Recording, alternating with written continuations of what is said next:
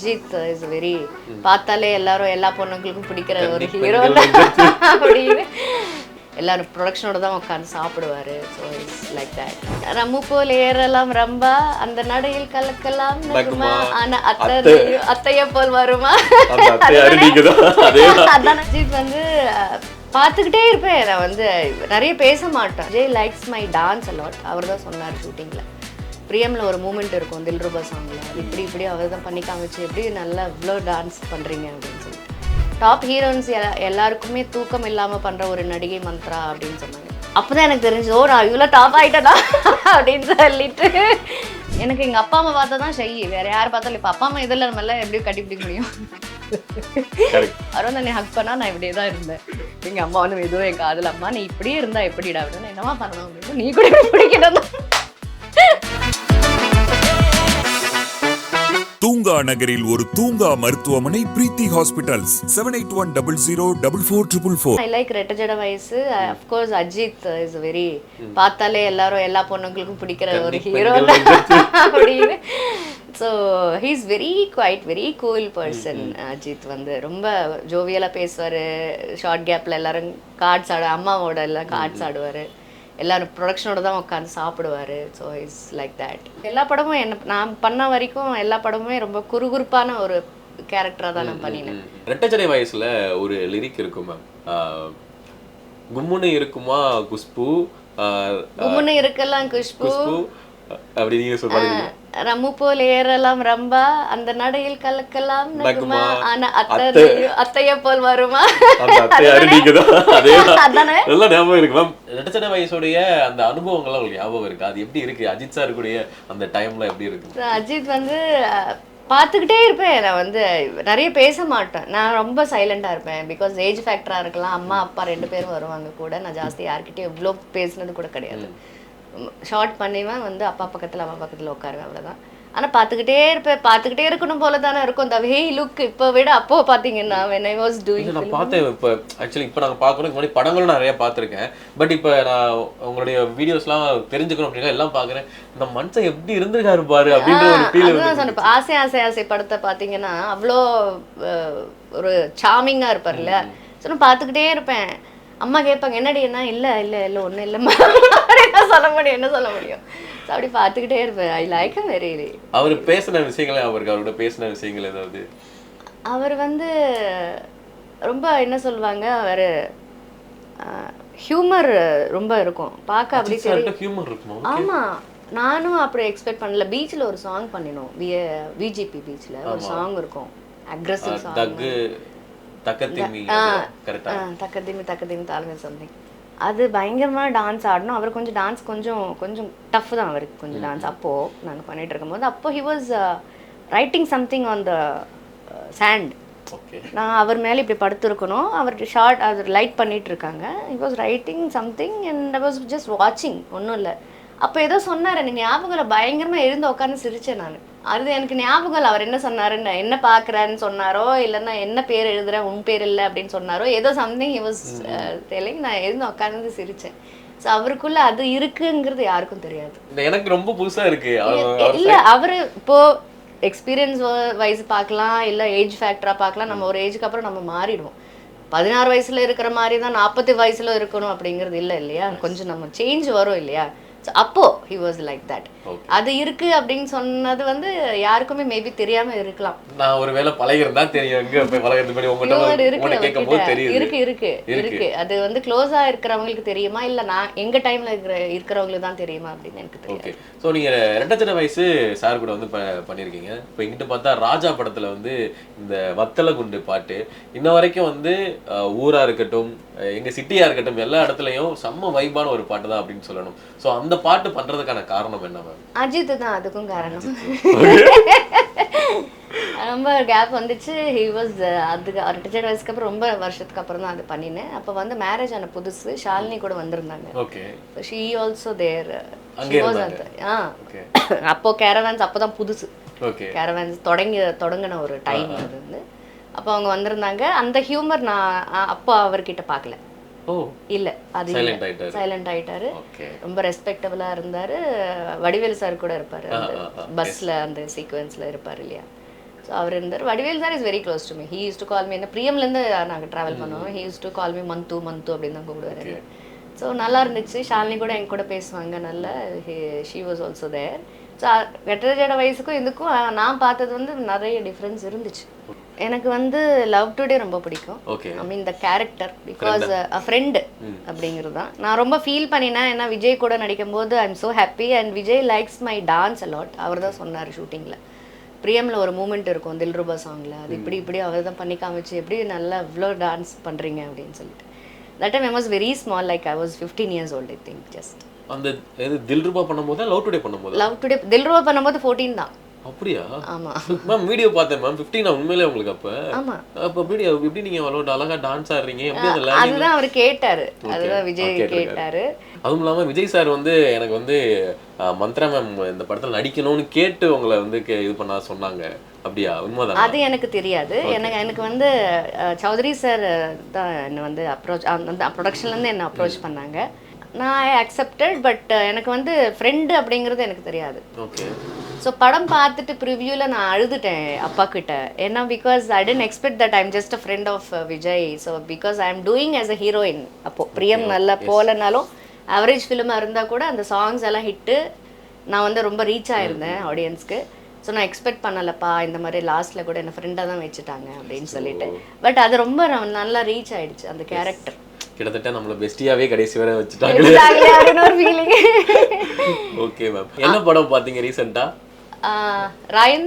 ராயன் பிடிச்சதா உங்களுக்கு? எப்படி இருந்துச்சு? Yes yes yes of course. He was my classmate. அப்படியே தனுஷ் சார் உங்களோட கிளாஸ்மேட்டா? பாருங்களே. ஓகே. நிறைய கேக்குறேன் அதுக்கு அப்புறம். அதுக்குன்னு இல்ல, I like his films from the beginning because he very சூஸியா பண்ணுவார் அவர். கேரக்டர்ஸ் எல்லாமே நிறைய படம் ஆல்மோஸ்ட் எல்லா படமும் நான் பார்ப்பேன் அவரது வந்துச்சுன்னா. ஸோ அதனால் எனக்கு ராயன் பிடிச்சிருந்தது. Maharaja I like Vijay Sethupathi also. So Maharaja படம் எனக்கு பிடிச்சிருந்தது. அந்த மாதிரி நிறைய படம் இருக்கு. என்ன ஃபீலிங்? இது வந்து ஷாக்கா ஒரு மாதிரி ஆச்சரியப்படுற மாதிரி. என்னோட கிளாஸ்மேட் தனுஷ் சார் எக்ஸ்பெக்ட் பண்ணல அவ்வளோ டைரக்டர் கூட அவ்வளோ சக்ஸஸ் ஆவாருன்னு சொல்லிட்டு. Happiest and shock. சொல்லிருக்காரு முன்னாடி இந்த டைரக்ஷன் நான் பண்ண போறேன், நான் வந்து ஸ்டாராவே. நான் பார்த்த தனுஷ் வேற, நீங்க பாக்குற தனுஷ் வேற. நீங்க பார்த்த தனுஷ் யாருக்கு சொல்லுங்களே அவரை பத்தி. Venkat Prabhu is not Dhanush. வெங்கட் பிரபு தனுஷ் ஆவாரனே நான் எக்ஸ்பெக்ட் பண்ணல. அதுலயே ஒரு பெரிய ஆளா ஆயிட்டாரு. அதுலயும் டைரக்டர் வேற அவர் பெரிய ஆளா ஆயிட்டாரு. சோ அது ஹாப்பியஸ்ட் அண்ட் ஷாக். அவரை பத்தி அவர் எப்படி ஸ்கூல்ல எல்லாம் எப்படி அந்த விஷயங்கள சொல்லி. அவர் பயங்கர இன்டெலிஜென்ட் ஸ்கூல்லயே. ஏன்னா இப்போ ஒரு டீச்சர் வந்து ஒரு சப்ஜெக்ட் வந்து புக் கொடுத்து நீ படி, அந்த பேராகிராஃப் நீ படி அப்படின்னு சொல்லுவாங்கல்ல. எல்லா டீச்சர்ஸுமே கூப்பிடுறது வெங்கட் தான், தனுஷ் தான். ஓகே. படிக்கிற பிள்ளை அவரு. ஆமா, பயங்கரமா நல்ல இங்கிலீஷ்ல நல்ல நாலேஜ் இருக்கு. 5th வரைக்கும் தான் நாங்க சேர்ந்து படிச்சோம். ஓகே. அதுக்கப்புறமா நான் வேற ஸ்கூல் போயிட்டேன். ஸோ 5th படிக்கும்போது நான் வந்து class leader, group leader. Okay. நீங்க லீடர், குரூப் லீடர், அவர் வந்து கிளாஸ் லீடரா? இல்ல குரூப் லீடர். என்னோட குரூப்ல ஒரு ஆள் தனுஷ். ஓகே. திட்டுவேன், அடிப்பேன். ஓகே. திட்டிருக்கேன், அடிச்சிருக்கேன். 2 பேரும் அடிச்சுக்குவோம் பயங்கரமா. ஓகே. பயங்கரமா ஒரு ரைவல்ஸ் மாதிரி நாங்க 2 பேருமே அப்படிதான் இருந்தோம். எனக்கு ஃபர்ஸ்ட் ஒரு கால் வந்து எனக்கு தனுஷ் சார் உங்க வந்து ரீயூனியன் கூப்பிட்டாருன்னா நான் நம்பல. அவரே என்னை கூப்பிட சொல்லுங்க, அதுக்கப்புறமா நான் நம்புறேன்னா அவர் ஃப்ரெண்டு மூலியமா கான்ஃபரன்ஸ்ல வாங்கி அவரே எனக்கு கால் பண்ணி பேசினார். பேசும்போது தான் எனக்கு நம்பிக்கை வந்துச்சு. ஏன் வரமாட்டீங்களா அப்படின்னு. ஐயோ இல்ல வரவே மாட்டேன்னு நான் சொல்லலை. நான் வந்து நம்பல. நிறைய இந்த மாதிரி ஃப்ராங்க் கால்ஸ் வரலாம். இப்படி சென்னையில் நான் வந்து ஹைதராபாத்ல இருக்காங்கன்னு ட்ராவல் பண்ணி இங்கே வரணும், அதனால தான் சொன்னேன் அப்படின்னா. சரி இல்லை வாங்க அப்படின்னா அப்புறமா போய் மீட் பண்ண நல்லா பேசினாரு. அந்த பழைய இதெல்லாம் பார்க்கும்போது எல்லாம் என்ன இருக்கும் ஞாபகம் வரும். அவ்வளோதான். என்னோட பழைய ஃப்ரெண்ட்ஸ் அவரால் தான் கிடைச்சாங்க. Okay okay ma'am. And this one அது வத்தலகுண்டு சாங் இல்லையா? இப்போ நான் சொன்னேனே அஜித் தன்வி. இந்த சாங் வந்து நல்லா இருக்கும். எங்கே பொள்ளாச்சி எனக்கு ஞாபகம் இல்லை எங்கே பண்ணோன்னு சொல்லிட்டு. ரொம்ப நல்லா இருந்துச்சு எக்ஸ்பீரியன்ஸ். நான் இப்போ சொன்ன மாதிரி அஜித் வந்து நிறைய சேஞ்சஸ் இருக்கு. அப்போ ரெட்டஜட வயசு மாதிரி கூட இல்லை பாருங்க. அவரு இந்த வே ஹி லுக்ஸ் கொஞ்சம் மாறி இருக்கு. அந்த மாதிரி நிறைய மாறி இருந்துச்சு. நல்ல எக்ஸ்பீரியன்ஸ் தான். எனக்கு இந்த இதை மறுபடியும் இந்த வீடியோ பார்க்கும்போது என்ன தோணுச்சுன்னா, என்னடா மஞ்ச சாரி நீங்க இப்ப கொண்டாடுறீங்க, இந்த இருக்குடா மஞ்ச சாரி அப்படின்ற மாதிரி ஒரு வந்து ஃபீல் கொடுத்துச்சு மேம். அண்ட் திஸ் ஒன் இது அதுதான் ரெட்ட ஜட வயசு இல்லையா அது? ஆமா, ரெட்ட ஜட வயசுல அந்த கும்மன இருக்கலாம் அந்த சாங்ல அதேதான், தானே அது? அதேதான். அதுதான் இது. எனக்கு அந்த லிரிக் ரொம்ப பிடிச்சிருந்தது. ஏன்னா நான் காம்படிட்டிவா இருந்தேன் இல்லையா, அதனால அவங்க எல்லா பேரையும் வச்சு என் முன்னாடி எதுக்கு அவங்க அப்படின்னு சொன்னதே ரொம்ப ஒரு ஃபீலிங், லைக் சாட்டிஸ்ஃபைட் ஃபீலிங் எனக்கு. எனக்கும் ரொம்ப பிடிச்ச ஒரு படத்துல இருந்து லவ் டுடே சாங். இது என்ன பாட்டு? இந்த சாங் தான் ஒரு வைசாக்ல பீச்ல இருக்கும்போது தான் he told me that about that Dilruba சாங்ல ஒயிட் ட்ரெஸ்ல நான் இருப்பேன், கேப் போட்டுக்கிட்டு. அந்த ட்ரெஸ்ல இப்படி இப்படி ஒரு மூமெண்ட் இருக்கும். அந்த மூமெண்ட் அவரு பண்ணி காமிச்சது இந்த சாங். அப்பதான் இது வந்து இது ரெட்ட ஜட வயசுல அந்த பீச்ல சாங்கா, பீச்ல சாங். அது எனக்கு வந்து அவர் மண்ணில் எழுதுறது தான் ஒரு எக்ஸ்பீரியன்ஸ் சொன்னது. அப்புறம் ஐ லாஸ்ட் மை ரிங். 3 இப்படி இப்படி இப்படி 3 இது இருக்கும். அப்ப பயங்கர ஃபேமஸ்.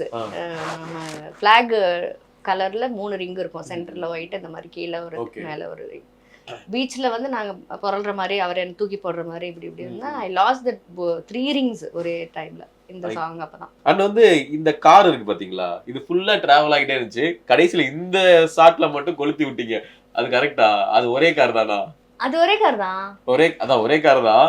கடைசியில மட்டும் இது லாஸ்ட் ஷாட்டா? இந்த அந்த பாட்டோட லாஸ்ட் ஷாட்? என்ன லாஸ்ட் ஷாட்னு இல்ல, திஸ் இஸ் த, அது வந்து என்ன சொல்லுவாங்க, situation about that what we are feeling, fire in the sense what அந்த இதுல அதுக்காக வந்து அவங்க பேக்ரவுண்ட். அது எனக்கு புரிஞ்சிச்சு. நான் வந்து மேக்கிங்கா கேக்குறேன்.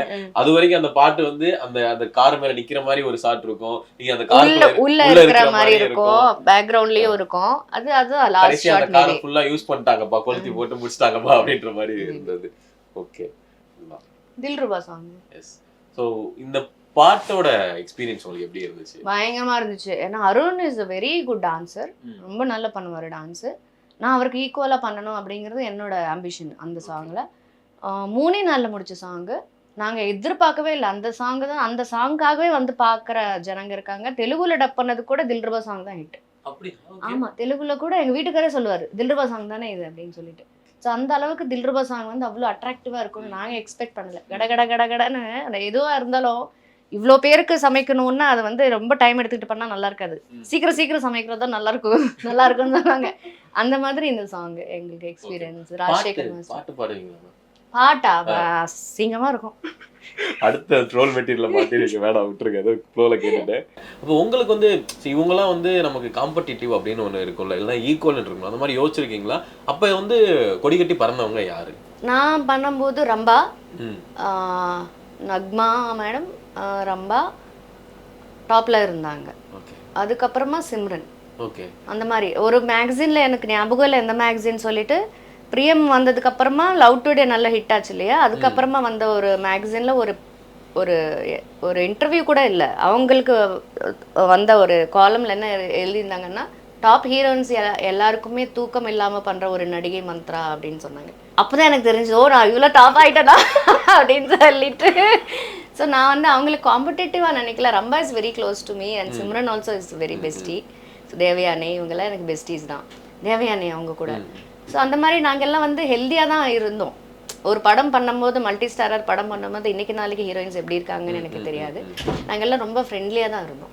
எங்களுக்கு யாருக்குமே பார்க்குறவங்களுக்கு வந்து காம்படிட்டிவாக இருக்கும், நாங்கள் வந்து அப்படி இருக்க மாட்டோம். அப்படின்னு இது வந்து டிஸ்ஆர் தட் அப்படின்னு சொல்லிட்டு ஒரு இது தான். இப்போ எதுக்கு நான் ட்ரோல் போடணுமா? இது வரைக்கும் எனக்கு என் மேல ட்ரோலே வந்ததில்லை. ட்ரோல் வந்து கேஷுவலாக நீங்கள் உங்களுக்கு யாரு சொல்லுங்க வேணான்றீங்களா? சொல்லுங்க. பிரபு சார், சத்யராஜ் சார், காம்பினேஷனே ரொம்ப டஃபா இருக்கேப்பா. Prabhu sir okay. Prabhu sir, Karthik sir, Karthik sir, Vijayakanth sir, Karthik sir, Ajith sir, Karthik sir, Vijay sir. மேல என்ன கேக்குறது? கார்த்திக் சார் லாக் ஆயிட்டீங்களே. Karthik sir, Arun Vijay sir. Okay, I am totally lost from this content. So Karthik sir வந்து வின் பண்ணிட்டாரு. Okay ma'am. நீங்கள் வந்து ஒரு படம் வந்து ஃபர்ஸ்ட் வந்து நடிக்கும் போது இந்த கிளாமரஸான ரோல்லாம் பண்ணும்போது ஒரு மாதிரி ஷை இருந்துச்சு, அதை எப்படி ஹேண்டில் பண்ணீங்க? எனக்கு எங்கள் அப்பா அம்மா பார்த்தா தான் ஷை, வேற யார் பார்த்தாலும். இப்போ அப்பா அம்மா இதில் நம்ம எல்லாம் எப்படி கட்டிப்பிடிக்க முடியும்?